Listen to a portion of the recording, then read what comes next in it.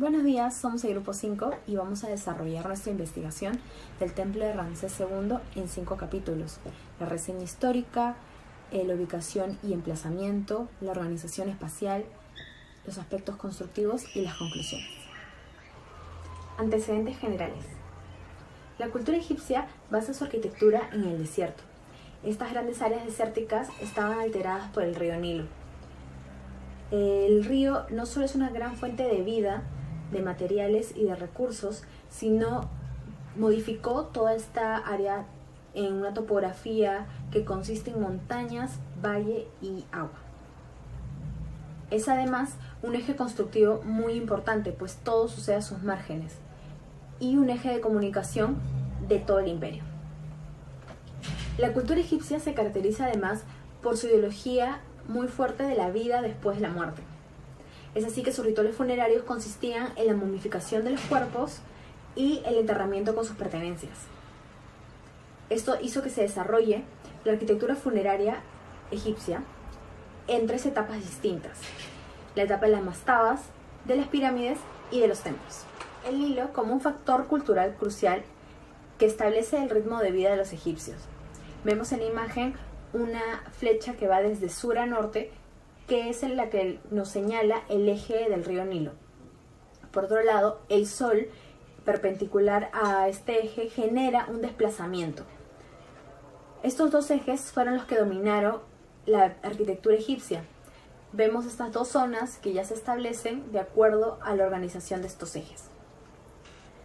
En el periodo nuevo se produce la separación de la tumba real con el templo funerario, por seguridad y por cambios en el rito. Los reyes pasan a ser enterrados en hipogeos excavados y el culto pasa a ser vinculado solo al templo. Estos templos compusieron el culto del faraón muerto y edificado con el culto a los dioses. Esta asociación se manifestó en las nuevas instalaciones destinadas al culto del soberano. Línea de tiempo. Según esta línea de tiempo del imperio, desde el periodo prehistórico y protodinástico hasta el periodo ptolemaico y romano, en esta ocasión se va a resaltar el periodo del Imperio Nuevo, que es desde 1550 a 1070 a.C. Es aquí donde las dinastías número 18 y 19 fueron importantes para el ascenso de Egipto a una potencia mundial. Es gracias a la expansión de Nubia y Siria y la política de poder de los ramesidas en contra de los hititas y libios. Además de que en este periodo de 1250, que los templos tallados en roca comienzan a presentarse en Nubia, que en este caso uno de ellos es Abu Simbel, un templo creado por el faraón Ramsés II. Reseña histórica. Toca hablar de Ramsés II. Él era hijo del faraón Seti. Es él que fue el tercer faraón de la dinastía 19, quizás uno de los más importantes del imperio egipcio. También fue y es reconocido por sus obras edificatorias en todo el imperio, y entre esas obras es donde está el templo Abu Simbel. El templo Abu Simbel tenía 2 funciones. 1. Tenía que ser el retrato del poder faraónico. 2. Que el rey y el dios se unan con la función de dar divinidad que garantice el orden del pueblo. El porqué del excavado en roca para la creación del templo era para generar la unión arquitectónica del mundo interior al mundo de los dioses. El templo es ubicado en Baja Nubia, a 300 kilómetros del sur. Es frontera del imperio, por lo tanto pone en evidencia la intención dominadora del monarca, y es así como cumple las funciones, con el objetivo de proteger a sus fronteras. La imagen que tenía el faraón causaba temor mostrando poder, esto gracias a cada batalla ganada. Estas evidencias se aprecian en el interior de cada construcción, ya que es en las paredes del templo donde están graficadas las batallas, como la de Cádiz. Esto dedicado al culto de Ramsés y las deidades. Ubicación y emplazamiento. En el siguiente mapa podemos observar las distintas zonas que se encontraban en el Imperio egipcio, como zonas agrícolas, algunas capitales, pirámides, monumentos históricos, templos, etc. Vemos también cómo el Nilo recorre todo el imperio y marca dos zonas muy diferenciadas, ¿no? La zona oriental, que es la zona donde es que estaba comprendido por los vivos, donde nace el dios Ra, el dios Sol, y la zona occidental, que es donde se pone el sol. Esta zona es la destinada a los muertos y a las necrópolis, además de los templos funerarios. El culto funerario empezó a quedar vinculado a los templos funerarios. Es así que se separan las tumbas de los templos propiamente dichos. Vemos en esta zona occidental el Valle de los Reyes, que es la principal necrópolis egipcia, y el templo de Abu Simbel, que es la zona que vamos a estudiar.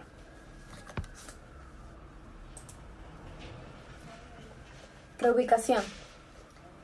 Originalmente está situado el templo de Ramsés II en Nubia, en los flancos rocosos del río Nilo.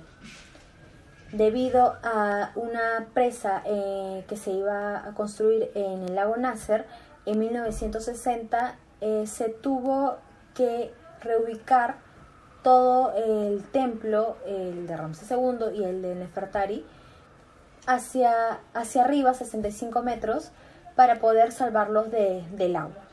Entre 1964 y 1968 se desmontó más de 1500 piezas y se recortaron y se llevaron con maquinaria hasta esta nueva zona. Esta nueva zona se monta de forma de una cúpula artificial que hace de emplazamiento para estas piezas. Vemos en la parte de abajo cómo era la ubicación original, el trabajo de reubicación, el desmonte de las piezas y luego la colocación final en esta montaña, en esta estructura monolítica de concreto que se utilizó para el emplazamiento. En la orientación vemos el plano y el corte del templo de Ramsés. El templo tiene un eje muy directo hacia el área de santuario.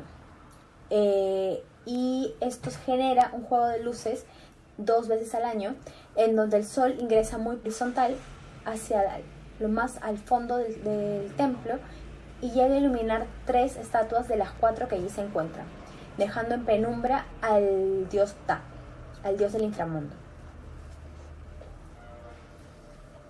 En esta imagen aérea se puede observar toda la estructura artificial que se creó para este nuevo emplazamiento, que difiere de toda la topografía de alrededor. Tiene el eje sur-norte del río Nilo y el eje perpendicular este-oeste. Esta nueva ubicación difiere de la original en unos cuantos grados.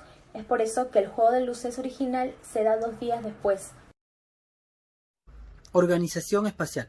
En la parte superior del plano podemos ubicar la entrada, seguidamente el templo solar de Ramsés II, los pronaos, el vestíbulo, la sala de ofrendas y ya al finalizar podemos ubicar el santuario. En la parte superior podemos ubicar el pilón. La fachada mide 35 metros de ancho por 30 metros de altura y en la parte más baja podemos ubicar las figuras menores. Seguidamente los colosos que representan a Ramsés II y están esculpidos directamente en la roca, midiendo así 22 metros de altura. Ya en el interior, las paredes están decoradas con escenas bélicas de contenido religioso, en las que muestran a los egipcios sometiendo a sus enemigos. Los pronaos miden 18 por 16 metros, destacan por los 8 pilares con imágenes de Osiris con rasgos físicos del faraón, que miden 16 metros de altura. Seguidamente los santuarios de los dioses, los vestíbulos y la sala lateral secundaria. El atrio de entrada, a través de una rampa, recibe a los visitantes con 4 colosos de Ramsés II y en la parte del pie podemos ubicar a la familia. El corredor antes de la sala de estilo secundario es el conector entre el interior y el exterior del templo. En la sala hipóstila, la expansión del espacio y el cambio de escala dan la bienvenida a los visitantes de una manera enorme. Los pilares de Osiris son elementos típicos del templo y le dan al espacio un carácter de patio. Hay una serie de habitaciones intricadas envueltas en una oscuridad eterna, donde solo los sacerdotes pueden entrar. En el santuario de los dioses, durante el día o la noche, se llevan a cabo exquisitas ceremonias, un ritual que puede durar varios años, un contacto eterno para sostener la vida en el valle del Nilo, la subida anual del Nilo y la licuefacción de su tierra, un ritual que ocupa innumerables vidas, la fertilidad y la madurez de los cultivos. Juego de luces. 2 veces al año, los primeros rayos del sol de la mañana pasan por la entrada principal del templo. La luz se proyecta en la sala principal, después pasa por el vestíbulo y finalmente termina en el santuario. Y las 3 de las 4 estatuas se iluminan. Aspectos constructivos. Medios disponibles. El transporte se hacía generalmente a lo largo del Nilo, que es la gran carretera del imperio. Además tiene una técnica dintelada. Por ello, para el desplazamiento de los bloques se usaban rodillos y para elevarlos el plano inclinado. Materiales para la construcción. Se buscaba la Trinidad reflejada en la materialidad, como el adobe, que es de fácil detección, transición, y la piedra, un material más duradero que permite perpetuarse en el tiempo. Debido a la escasez de materiales, los 2 materiales de construcción predominantes usados eran el adobe y la piedra caliza, por el cual el templo de Ramsés II es un templo tallado en roca, construida a base de grandes bloques de piedra, con 807 bloques manejables y un peso de 20 toneladas cada uno. Métodos constructivos. Tenemos la arquitectura dintelada, que corresponde al arte egipcio con un soporte que no constituye la propia formación rocosa, donde está excavado el templo, y las columnas del interior de la sala hipóstila. La piedra. El uso de la piedra en la arquitectura egipcia responde a la cercanía de grandes canteras y a su vez permite soportar la monumental arquitectura. El dintel. En esta arquitectura se utiliza el sistema del dintel como base constructiva, explotando todas sus posibilidades desde las pequeñas mastabas y las viviendas de adobe hasta monumentales pirámides y los templos excavados. Templos adintelados. Elementos constructivos. Los elementos que los sostenían son el muro y la columna, elementos significativos de la civilización egipcia. El muro es grueso, formado por grandes sillares y en ocasiones en pendiente, en forma de talud y para asegurar la consistencia y durabilidad.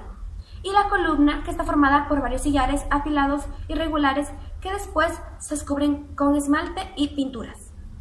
Construcción del templo de Ramsés II, tallado en roca. El templo es una construcción del tipo espeos, donde se encuentran las estatuas talladas en roca. En la arquitectura egipcia, la piedra traída de las canteras permitía soportar la monumental arquitectura. Fachada. En la fachada se ubican los 4 colosos, ascendentes de Ramsés II, que miden 35 metros de anchura y 30 metros de alto, los cuales fueron tallados por los picadreros y escultores para esculpir la fachada.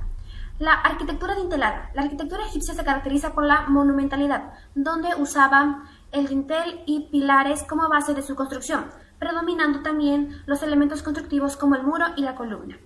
El muro. En el interior del templo espeos, los artesanos pulen y enyesan los muros para eliminar las irregularidades y grietas de la superficie. Y también tenemos la columna. Reconstrucción del templo de Ramsés II. Ubicación.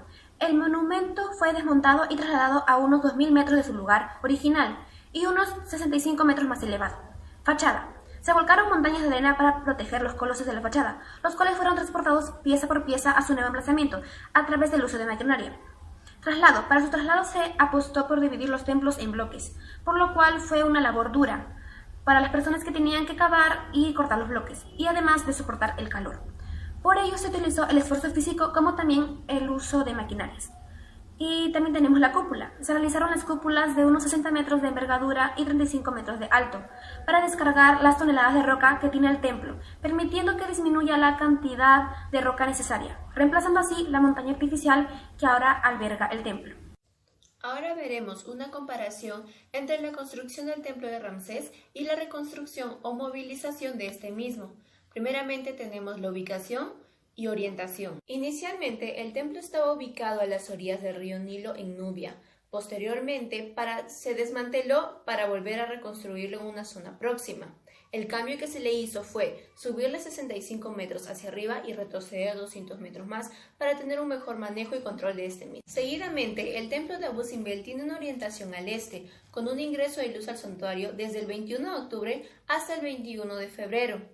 Posterior a la reconstrucción, tuvo un cambio en este punto. Si bien se sigue manteniendo la orientación que es al este, el cambio que se hubo es de que la entrada de luz al santuario es desde el 23 de octubre hasta el 23 de febrero. El siguiente punto son materiales. Inicialmente la construcción del templo fue tallada totalmente en la roca y piedra traída desde canteras.